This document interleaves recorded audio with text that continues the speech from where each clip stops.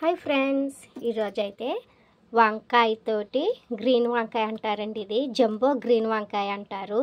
ఇది మేము మా బ్రో విజయవాడ వెళ్తాడు కదా, మీకు తెలిసిందే కదా, లాస్ట్ వీడియోలో రిలీజ్ చేశాను మీకు ఆ విషయం. అందుకని చెప్పేసి జంబో వంకాయ అయితే తీసుకొచ్చాడండి. ఈ వంకాయను ఉపయోగించి చిన్న మసాలాతో మంచి స్మోకీ ఫ్లేవర్తో మసాలా తయారు చేద్దామండి. ఏం లేదండి, ఫస్ట్ ఈ వంకాయని రెండు చక్కలుగా చీల్చుకోవాలండి. 2 హాఫ్స్గా చీల్చి చేసుకున్నాక ఆయిల్, చల్లటి పెరుగండి, కూలింగ్ ఉండాలి, కొంచెం కరివేపాకు ఇలాగ చిన్న ముక్కలుగా కట్ చేసుకుని పెట్టేసుకోవాలి.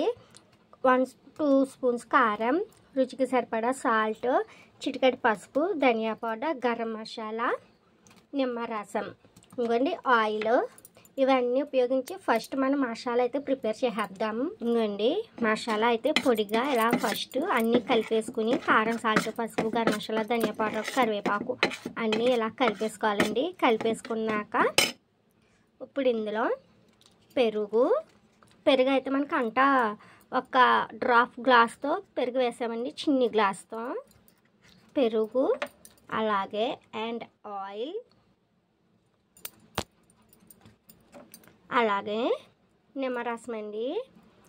ఇది మంచి కట్టా మిట్టా ఫ్లేవర్ కాకుండా వేరే లెవెల్ టేస్ట్ వస్తుందండి, చాలా బాగుంటుంది. కొంచెం పులుపులుగా, కారంగా, పులుపులుగా పెరుగు నిమ్మరసం వేసాం కాబట్టి పులుపులుగా బాగుంటుందండి. మంచి స్మోకీ ఫ్లేవరు. దాబా స్టైల్లో కూడా ఇలా చేసేవారు ఇది వరకు, ఇప్పుడు ఏం చేయట్లేదు కాబట్టి. ఇప్పుడు ఇళ్ళల్లో కూడా చేసేవారండి. ఏమి రైస్లోకి ఏ కర్రీ లేకపోతే వంకాయ అంటే కాల్చి కారం పెట్టేసుకుంటాం, ఇలా స్మోకీ ఫ్లేవర్తో తయారు చేసుకుంటాం, మసాలా అది వేసి చేసేవారు. ఇప్పుడు అన్నీ నేను చెప్పి అన్నీ కొంచెం పాతకాలం పద్ధతిలో ఫాలో అవుతాను నేనైతే. ఓల్డ్ ఈజ్ గోల్డ్ అంటారు కదా, అందుకు అండి.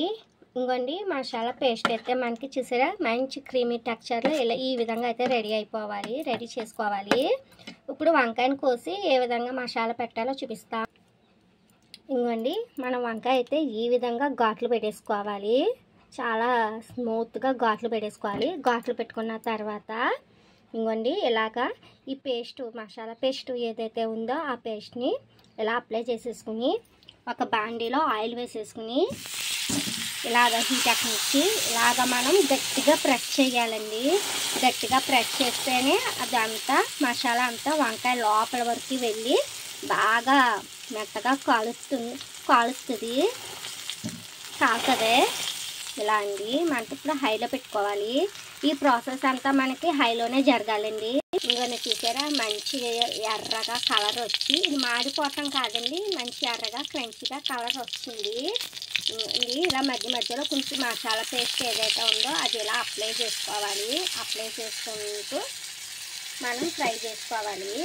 ఇప్పుడు మనం దీని మీద ఒక మూత ఏదైతే ఉందో ఆ మూత పెట్టేసుకుందాం. ఇలాగా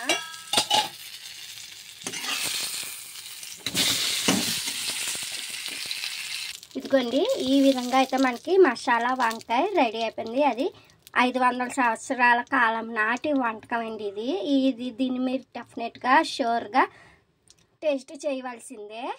ఈ వీడియో మీకు నచ్చిందా అయితే లైక్, షేర్, సబ్స్క్రైబ్ చేయండి. దీన్ని రైస్ పక్కన పెట్టుకుని తింటుంటే ఎలా ఉంటుందో చూపిస్తా. ఇదిగోండి మన గ్రీన్ కలర్గా కరివేపాకు వేసాం కదా, అక్కడక్కడ తగులుతూ మంచి స్మోకీ ఫ్లేవర్తో చాలా బాగుంటుందండి రైస్లోకి. చూసారా ఎంత సాఫ్ట్గా ఉందో. ఈ విధంగా తయారు చేసుకుని మీరు టేస్ట్ చేయండి. ఇది అయితే 500 సంవత్సరాల కాలం నాటి వంటకం అండి. ఈ వీడియో మీకు నచ్చిందా అయితే లైక్, షేర్, సబ్స్క్రైబ్ చేయండి మన వెంకట దుర్గ యూట్యూబ్ ఛానల్కి. Tata bye, see you, keep smiling, have a nice day.